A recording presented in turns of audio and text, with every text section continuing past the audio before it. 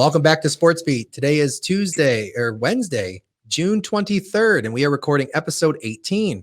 I'm your host, Rob Drumm, and I'm here with Dave Warner in the My Little Falls podcast studio. What's going on? Not too much. Resident traveler. I know it. Yeah. Went to Texas, came back. I would say, is it warmer here or there? But after yesterday, I think it's warmer in Alaska at this point. So heck, it was 43 this morning. Cut me some slack. It's only 72 now. No, so, but beautiful. Yes. A little cold. The Dogs game last night was like I had like that late winter coat on to cover the Diamond Dawgs. The Arctic parka. Yeah, it was a little rough. There we go. Yeah. We're starting a new series today with our friends at the Mohawk Valley Diamond Dawgs. And we're going to try to interview and spotlight players of the team and get to know them, since a lot of times we hear about them in the media and everything, but we're going to put a face on that. So leading off is Mike Becchetti from Fairfield University, and I believe you're the shortstop for the Dogs. Is that correct? Yeah, that's correct. Nice. So how you doing? How you enjoying your summer up here in lovely, not so warm Little Falls all the time? It's actually really cool. I've actually never been upstate before, so it's like a whole new experience. I'm from more of the like a city life in New York, so it's a lot different. It's cool. It's a lot of green life, a lot of trees. The air is a lot better to breathe. Yeah, there is that. We've got water, we've got air, and we've got grass and cows, and that's about it. And a roof. Yeah, true. We're good. True. We're good, Mike. So obviously, you know, baseball is a passion for you. You're at the collegiate level as well. You're playing, you know, on the Diamond Dawgs. So tell us your baseball story, how you got involved in baseball and how you ended up where you are. So back when I was like 2 years old, probably, my dad used to throw me wiffle balls in the driveway. And I always had like a connection with hitting, and I was very good at a young age. And so I kept rolling with it. I tried out a few different sports. I played basketball, I played football. But, you know, I just really stuck with baseball. I felt like that would be my passion and my future. And it's worked out good for me so far. So I'm assuming, obviously, you played in high school, being recruited for college. So tell us about high school. Where'd you go to high school? What's your favorite memory in high school, kind of thing? Okay. So I actually grew up in Connecticut. I moved to New York when I was 13. So right after middle school, and I went to a private school called Archbishop Stepinac High School in White Plains, New York. And, you know, I tried out I was actually supposed to be a catcher on the high school team, and I ended up asking the coach if I could just take a few reps at shortstop, and I ended up becoming the starting shortstop on varsity for 4 years.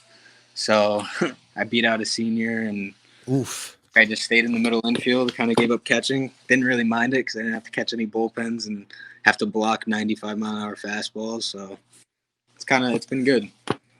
Nice. And so tell us the story. So you probably junior, senior year, obviously colleges start going and all that jazz for recruiting and whatnot, and, you know, making sure your game looks good. How'd you end up at Fairfield? Okay. I actually at a young age, I started doing all the recruiting stuff. So I would go to showcase camps and go to camps on like universities, and you begin to realize at like a young age that some of this stuff is like a very like money-making process. So picking the right events to go to is the best way to do it. And I had some very good coaches helping me out, like my high school and my summer ball coach, Jerry DeFabia. And my dad's always been a huge part of my life with the baseball recruiting process. So I actually went to a team camp, which is where you play like games on the university's field, and other coaches would come. And actually it was at Fairfield and did really well and had a really good showing. And from there, I went on a recruiting visit the next week and made my decision at 15 years old. I didn't even have a permit yet. Nice. So what drew you to Fairfield, and what is still a draw to stay there for you? Growing up, I grew up in Trumbull, which is not too far from Fairfield. Yep. Kind of knew the area already. I felt comfortable over there, and my mom actually works down the street, and it's like an hour from my house at home. So it was like a perfect, like in between. I went to a ton of places where it was like down south, and I really didn't like being too far from home. Nice. Makes sense. And one of the things I noticed doing research, and I had told you just pre-show, is you guys made regionals down in Austin. So yeah, what was talk about your season, especially given the wacky year of the world that this was, and what it was like to be down there for regionals for the national championship. Yeah, so we had a very crazy year. We a bunch of the kids ended up getting COVID in the fall, and I actually was one who didn't get it. I lived with 4 people, and they all had COVID, and I never ended up getting it. But that's beside the point. We we practiced like on and off in the fall. We had like not too much developmental stuff, like just kind of on your own because we couldn't really get together as a team. When we came back in the spring, a bunch of the guys were healthy, and we were able to practice pretty much every day from when we got back to school to the start of the season, which is very fortunate given looking at the other teams who were on and off in our conference who didn't get COVID in the fall and ended up getting it in the spring, which really hurt themselves. But we were ready to go as soon as that first pitch happened, and we ended up going 28-0 to start the season. We actually ended up being ranked in the country like 23rd or 25th in Baseball America. And then we ended up losing our first game at like 29-1 to Siena. And then we gained like a lot of publicity and a ton of stuff. And people were loving us. They were calling us America's team, like, because we were this little small school getting ranked into the big power rankings above like teams like Louisville and Georgia, which is crazy to think about because we're such a little school. We only got like 6,000 kids in the school. And so we ended up doing well. We ended up losing in the MAC championship to Ryder, which was a tough loss because we really wanted to win that. And they ended up giving us an at-large bid to the Austin Regional with Texas, Southern University, and Arizona State. And we went down. We took a plane. We stayed at a really nice hotel paid for by the NCAA. And there you go. Unreal experience for such a small school like us. We ended up losing to Arizona State the first game on a walk-off. We were winning the whole game. Then we came back the next day in the elimination bracket, beat Southern, and then beat Arizona State the next day and played Texas in the final. It's crazy. And what happened with Texas? Because you know where they are right now, right? Yeah, so we were running very low on pitching. We were trying to give some guys. I'm just wanting to show my Longhorn shirt here for you. You see that, right? I wish you were in studio because I give you the permission to throw something at him. That was the first thing I noticed when I joined, honestly. I figured that. I'll say, and doing just again some research and just trying to get some material to ask and everything. Your sports teams over at Fairfield. The article says the Fairfield University baseball team is for real. The Stags silenced any more doubters when they eliminated number 21 Arizona State 9-7 final score. Yeah, that's the tagline. That's got to be an incredible friggin' game. Yeah, I mean, it was an unreal game. I mean, we battled. We were in the elimination bracket, and everybody had their downs on us because we lost that first game, and they thought that we couldn't play, and we showed them that we could ball a little bit. Nice. So season's coming to an end kind of thing. Summer's coming up. You're looking for a place to go. How do you link up with Travis and the Diamond Dawgs? Explain that experience. What got you here to Little Falls? Okay. So I signed a contract with Travis back before COVID. So I was supposed to be there last summer. Gotcha. Everything got canceled, and Travis reached out and said, "Do I still want to play?" And I said, "Of course." I would love to come down and play on such a good organization that's well run, and Travis is a really good dude, and coaches here are very nice and teaching me a lot about baseball in the infield and stuff. I know Coach Luby's been around baseball a ton, and Coach Ferruzio, I think Farino. Yeah. He's a great guy, and just keeps your head on your shoulders. So he's the first one I've heard say Coach Luby is nice. I thought he was like kind of a tiger, He's trying to get out of extra practice time. Yeah, I think so. He's buying brownie points. I'm going to give you 5 points because that's the name of the game right there. Yeah. So so what is in the clubhouse, which is where you are right now? What games do you guys have kind of circled? What rivalries you're looking at? What's your season expectations? What's like some maybe bucket list for the season that you guys or maybe you personally are trying to hit? I know a bunch of guys would like to bring a championship back to Little Falls. We haven't won since I think it was like 2017. Yep, 2017. Yep. So a bit of a drought for us. Yeah, a little bit. We have a very good team to do it, and think if we show up every day like we do, ready to play and give it our best, I think we could do that. I think it would touch on the rivalry thing. I think we have a thing with like Amsterdam and Watertown, just because we play Watertown every other day. Yeah, I know. It seems like it, doesn't it? Last night and then back again next Tuesday, right? So it's been fun though. Yeah. Sure. Rivalry, make it a little bit more interesting and, keep it lively.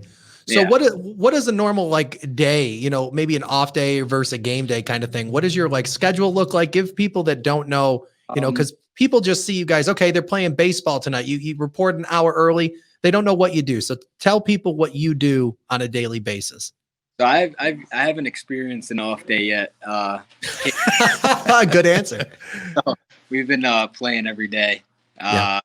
At least for me, we've been here, played every single day. So our day usually starts. Get to the field at like 3 for a 6:45 game. Just kind of get there, get ourselves dressed, and put the field out for BP and take BP for a while, and kind of just enjoy the atmosphere, because people love coming out to the stadium and watch us play, and it's pretty cool. We get to sign some autographs for little kids, and they're always asking for baseballs and stuff, and it's sometimes hard to say no because we only have so many. So yeah. But get to the field and just get ready to play. That's really it. Just a grind. Long grind. Yeah.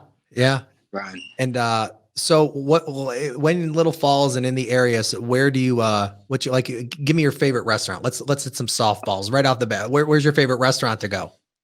I'd probably say Applebee's right now. That's not a local restaurant. That's a big monster chain, dude. That's like, say, a Walmart for the country store. We're gonna change that. Don't worry. We're gonna ask that question. I'm gonna ask you that question offline at the end of the summer. And if you say Applebee's, I'm gonna run you out of town. No, I'm kidding. I'm kidding. What's your guys' favorite places like to hang out and stuff like that? I don't. I haven't really experienced anywhere like where people hang out. I know. Because we've been playing every day, so kind of hard, right? I guess our hangout would probably be like Revamp Fitness, just because we're always there in the morning. Yeah, right. We're always there. Working out's important. Yeah, I wish I could get up early some days, but I guess it's not going to happen. Yeah, but I don't know. We have an off day tomorrow, so I don't know. I guess we'll see if there's anything to explore, I guess. Nice. There's a few things. There's a few. Yeah. Well, there's definitely some of the people that have been there before probably be able to help you out with that. Yeah. So what any other games other than, coming up that you're looking forward to? Well, we have a game in about an hour, so I'm looking forward to that one. Nice. That's a good answer. What game are you looking forward to? The one today. Perfect. Auburn. Nice. No, Auburn tonight. Well, we're actually in their clubhouse. I know. Look, we're trying to take credit for it being ours, but this is actually their locker room. That's all right. Yeah, I was gonna say you're already there. Yeah, you're in a locker room, so it's nice. It's a nice effect. It works. It works. So, anything else you want to tell? I do have one question, and as a Yankee fan, there is wrong answers here. Who's your favorite shortstop? Oh man, I'd have to say Derek Jeter. Attaboy. Favorite. Good role model. You can't go wrong with a captain. You just can't. Is now one of our friends here at the show, Zach Steele, who's a Boston fan, thinks Derek Jeter's overrated, but we'll leave that, Yeah, I've been hearing that around social media. I don't understand it. It's sacrilege. Yeah, it's just wrong. First ballot Hall of Famer. Easy. Yeah, easy. Well, you are at an away game, and I appreciate your time. Good luck tonight. We appreciate you leading off our speaker series just to get people to know you a little bit better and kick some ass tonight. Yeah, of course. No problem. This was fun. Thank you, guys. Yeah. All right. You're welcome. Thanks. That is Mike Becchetti, and he's from Fairfield University, and they're currently at an away game for tonight out in Auburn. So that was cool. Fun. Yeah. Put some human faces on people. Like, they read on, My Little Falls and whatnot that they're gonna, Diamond Dawgs did this tonight, but people might not know who they are. Yeah, I mean, you read the headlines and then you look at the story and you go, "Who is that guy?" So, yeah, that's that guy. That's that guy. All right. Well, we're going to do a quick commercial break here if we've got one, and then we're going to come back for some Pressbox segment, and we're going to get out of here. We always have one. Perfect. All right, here we go. Visit My Little Falls and stay connected with the latest news, information, and events in the city. Our mission is to generate interest in the community and connect residents in a more meaningful way by facilitating deeper conversations about how these stories will shape the future of Little Falls, New York. Join thousands of weekly visitors who stay up to date with feature stories, interviews, videos, and our events calendar. It's about timely local news for the community, keeping citizens informed about important issues, telling stories about the people who live and work here, and giving locally owned businesses the opportunity to reach a very targeted audience of local residents and tourists alike. It's a whole new form of media-rich content developed specifically for today's mobile lifestyle and listeners. You can download our iOS app in the iTunes store or sign up for our weekly newsletter. Stop by today at mylittlefalls.com. You'll be glad you did. And we're back. Well, high school's like over, right? I think at graduation. Graduation is this weekend for Little Falls. Is it? Saturday. I know. I think Herkimer did theirs the other day in the park. I know Ilion or CVA, or Mohawk, Ilion, CVA, all of them.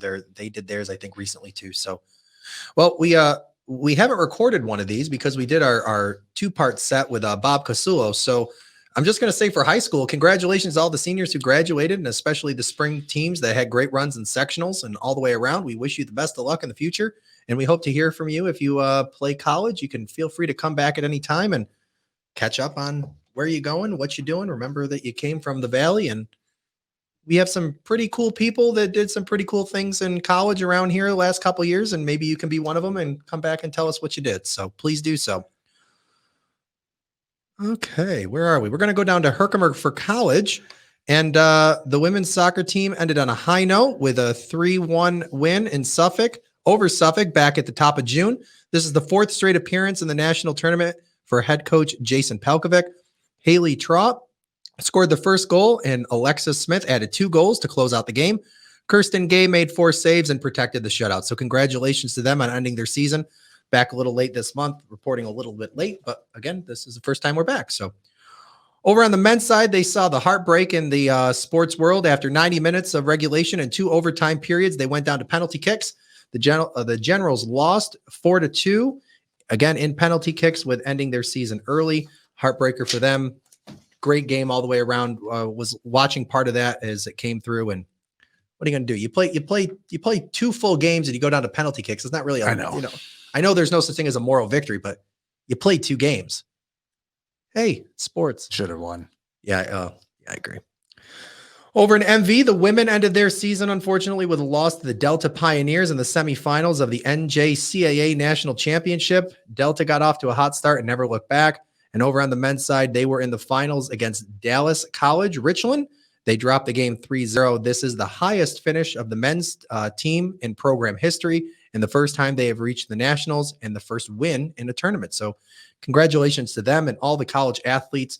Again, great seasons all the way around. We had a bunch of teams from Utica College, MV, HCCC, deep into their playoffs, Empire 8 championships all over in Utica College. Teams, everybody rode off at the beginning of the season with COVID, and MV and HCCC, and they made great runs. So yeah, it's great. I mean, for the area, you think about, it's a small area. Mhm. A lot of teams made it into the finals. Yeah. So it was interesting. And one of the things I'm happy about being here, and a little apprehensive in the beginning because you worry that sometimes you'll run out of content to talk about, but we have such an underrated sports community here. Yeah. All the way around, high school to some degree, definitely college. And a lot of the kids that are on the college teams are locals. Yeah. And nobody here, really markets them. They talk about it a little bit on, the media, but it goes unsung. We're singing. Yeah. Do you want music? You don't want me to sing. You'll get sued. Longtime Cuse lacrosse coach, John Desco, is retiring. This comes on the heels of a very disappointing season, which we've been critical of here, finishing 6 and 7 overall. No official word, but sources around SU expect Gary Gate of the girls lacrosse team to take over. So more on this later as we continue to watch, and developments still early in the off season, and they got a lot of time to figure that out. Sticking with college for a moment, we had a huge court ruling made by the U.S. Supreme Court against the NCAA with their control over college athletes. And I'm quoting the opinion written by Brett Kavanaugh, which says, quote, Nowhere else in America can business get away with agreeing not to pay their workers a fair market wage on the theory that their product is defined by not paying their workers a fair market rate. It is not evident why college sports should be any different. The NCAA is not above the law. Kavanaugh's concurrence leaves the door open for another lawsuit to be brought by the students on a later angle, which is athlete compensation. This case is the case that was just argued is only regarding educational perks for student athletes, or as our friend Bob Casulo calls them, athlete students. So we'll continue to follow this. This one's really going to shake it up. I know. I don't even know where I fall on this as far as feelings. It just somehow it feels wrong. Yeah, for them to be paid right as students in college. It just somehow it's like, well, okay, if we do it in college, these high school kids, you know what? Let's give them some lunch money. Yeah. Right. The interesting part is, and this is, I guess, the perspective that I never saw, because again, not a college athlete, but if you play D1, you don't hold a job. There's no way in hell, because if when you're off, you're in the weight room, you're in practice, you're in training, you're in therapy, you're doing whatever, you're doing your schoolwork, all that kind of stuff. They have no ability to get a job. And I remember when this originally started, like way back in the 2000s, when everybody had the uprising of, oh my God, it was because and of course it originated football. And of course it originated in the SEC because, Target, but they were talking about how boosters were paying for the house that the kids were in. And that's an educational perk that shouldn't be there. Okay. That would be valid if these kids had an off season, but when your national championship is over, win or lose, Nick Saban starts recruiting the day after. Right. The teams are back in the locker room. You're getting ready for spring ball. You go home for 3 weeks in the summer. You report back for pre-camp before the summer. So I understand them not being able to hold. And I think there needs to be a limit, because somebody was on ESPN, I think it was, and they were talking about how, all these athletes are going to be paid like, what's your worth? You're a star and I'm not. And I would be okay with saying, okay, let each conference determine how much they're going to pay. A flat fee for everybody. Right. And you get on the team, you get a flat fee. Right. You're in the SEC. Okay. I don't care if you're football or water polo. You're going to get paid a flat rate of X. And that's not going to there's no way in hell. But water polo is going to be paid far more than any football. You bet your ass, right? Yeah. Those football guys can't play water polo. No. I like Scott always said, we will love to watch NFL players play hockey because they get ripped apart. Oh yeah. But this effect, and especially with the way Kavanaugh, and I'm a legal nerd. I'm a nerd in general, but yeah, he laughs. See what I have to deal with. But no, reading the whole court case and everything, just because of the interesting turns. You read the whole court case? I read the transcript. That's what makes you a nerd. You understand? Yes. But it was just interesting to see what the NCAA was arguing. And you can totally tell that they are kind of like this area in a lot of ways. They're stuck in the past. They never evolved in their logic of thinking. And now they're going to get hit over the head with it. And it's kind of hard to feel bad for them too. Yeah. You just gave a perfect example. Something that I hadn't thought of is that the pace of what they put these kids through today, if they wanted to have money in their pocket, it's impossible for them to have money in their pocket. Okay, now I feel better about them getting paid. Right. But I'm not thinking that, University of Alabama in SEC, Bama and Longhorns, they should have flat rates no matter who you are to make it some level of fairness. Well, you'd have to, because otherwise the bigger schools like Alabama, UT, they're gonna really put some cash. Nick Saban's got an open checkbook. Yeah. Well, Longhorns are pretty good at checkbooks too. But Syracuse University ain't going to be able to recruit against them. No way. So, and I do believe, and it's talking with Scott, Bob Latchett, some of the people in our fantasy football and hockey leagues that we're in, there needs to be some level of amateurism that stays. So there needs to be a happy medium. The answer usually is in the middle. But this court case starts a lot of conversation. So how much would you give them? Don't know. A year? Don't know. 20 grand? Enough to live. I mean, they're getting a scholarship first, right? True. Most of them. True. However, the interesting part is they said that the educational benefits that they get don't really count. That's what the court case kind of hints at. Don't count. I don't know how, because if you're getting a 4-year degree from the University of Alabama, you got a full ride. I mean, bye. Yeah. I'm thinking about going back at some point. Holy hell. I'll take a full ride. Yeah. But interesting lot, because you got the court case that opens the door, but there's so much shit behind it to talk about. Right. What does the logistics of that look like? And is the NCAA the right organization to figure it out? Because they couldn't figure it out before now. You know who's going to win on this, right? Who always wins on People- these things? People with the money? And lawyers. Yeah, well, that's All right. Speaking of huge effects in college, the football playoff board, I thought it was a committee, but apparently it's a board now. Great. Is Charcuterie pushing board. Got a lot of meat and cheese on that thing. Ladies and gentlemen, our comic relief. They are pushing for a 12-man I love it. I love it. I wasn't fast enough on the buttons. That's all right. We don't take ourselves seriously here, and I Yeah. love every second of it. But they're thinking about a 12-team NCAA final for football. This now moves into a summer study phase. The committee has time to figure this all out because current bowl contracts are signed out to 2026, but they could move sooner if they want. So we'll see what they do. It's not like they're not going to make a boatload of money off the move anyway. One thing I found interesting, and this makes me happy because I am not a Notre Dame fan, is that independent FBS programs, even if they are undefeated and ranked number 1, the best that they could do is number 5 in playoff rankings with no first round bye. So that means schools like Notre Dame would either have to join a conference or risk not having a first round bye and the perks that come with it. Ooh, sure, they love that. I'm sure they don't. And I hope they're crying, and that makes me happy. Nothing better to do with that golden dome. Well, it's all that NBC money. Yeah. We'll see. Jumping over to the professional side, we talked to Mike, and they are in action right now, getting ready for a game. And so we wish them all the luck in the world. The Mohawk Valley Diamond Dawgs season is obviously underway. If you haven't already got to see a game, get up to Vets Park for a home game to see one. They do a great job, have a family-friendly atmosphere, great food, all around enjoyment. And you might see this guy taking some pictures. You might even have live music, which they announced today. We're taping this on what is this, Wednesday? We're on Wednesday. I Yeah, did the same thing. I know. And anyway, they announced every Thursday in July they're going to have live music on the third base side between 5:30 and 6:30. So that'll liven should go things get up, and then between innings. I should go get a guitar, see how bad it is. No. Can you play? No, not a chance. All right. I didn't know. Yeah, that would be very bad. Yeah, that would impress me. Yeah, well, no. Utica Comets announced that their season will open Sunday, October 17th, and tickets are on sale. They will be at the Adirondack Bank Center with 100% capacity for the season, and they're fresh off their new partnership with the New Jersey Devils, so that's pretty cool. I know Scott's probably talked about that and will continue to do so.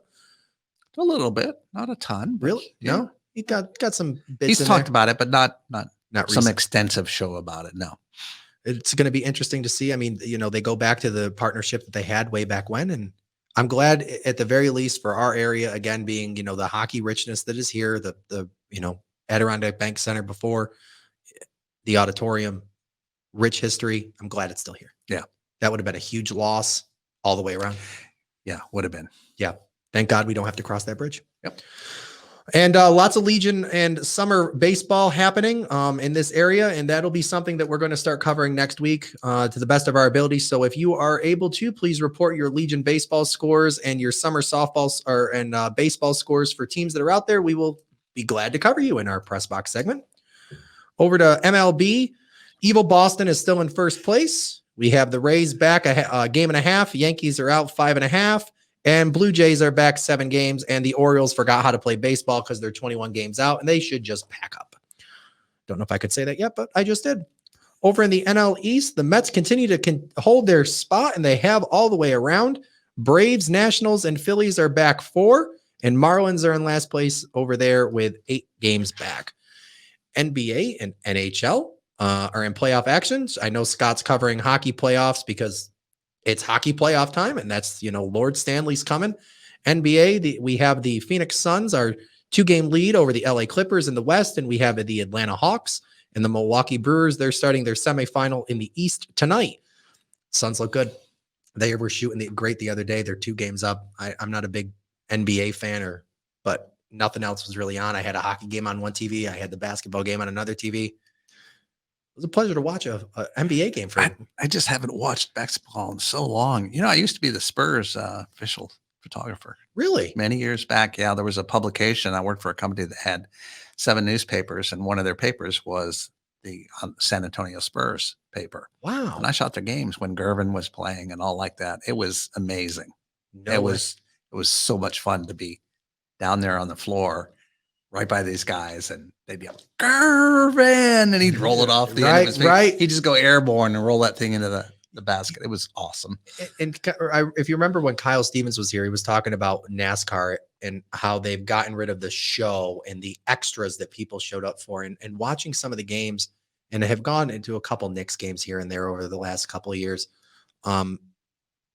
It's really now just show up, basketball. They got a little bit of a halftime thing, not much, and then you go home. Yeah. And I can remember like way back when, Jordan would be playing, they would be out in LA, they'd be playing the Lakers, and it would be like it's the hottest ticket in town. Right. And now it's just okay, it's just basketball. Yeah. I know. The thrill is gone. And and the worst Do we part have is that music.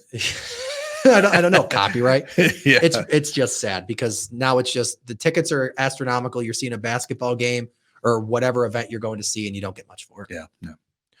We close out our press box segment with general Olympic chatter. The national teams for sports are being finalized. We have full rosters for a bunch of stuff, including men and women's soccer, track and field, and swimming, all pretty much locked up.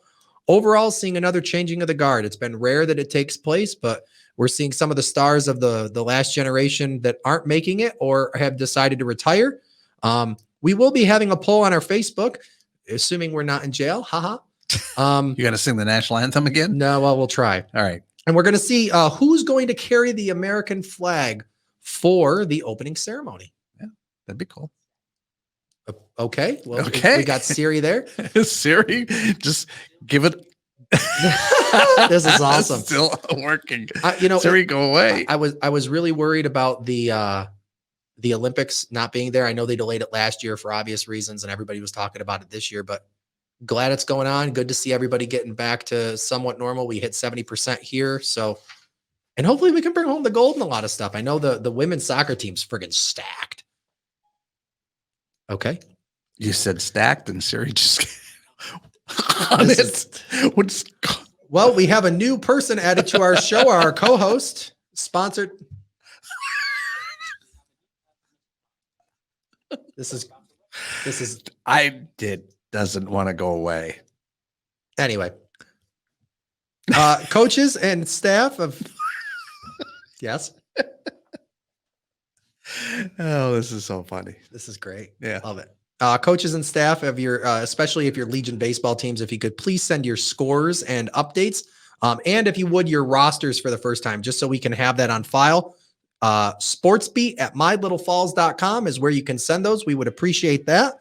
For updates and highlights throughout the week, find us on Facebook at Sportsbeat with Rob Drumm. For all your local sports, news, and our podcast home, find us at mylittlefalls.com. For Rob Drumm, here with Dave Warner, we'll talk to you next week. And Siri. And Siri. Yeah. Siri will join us. Special guest.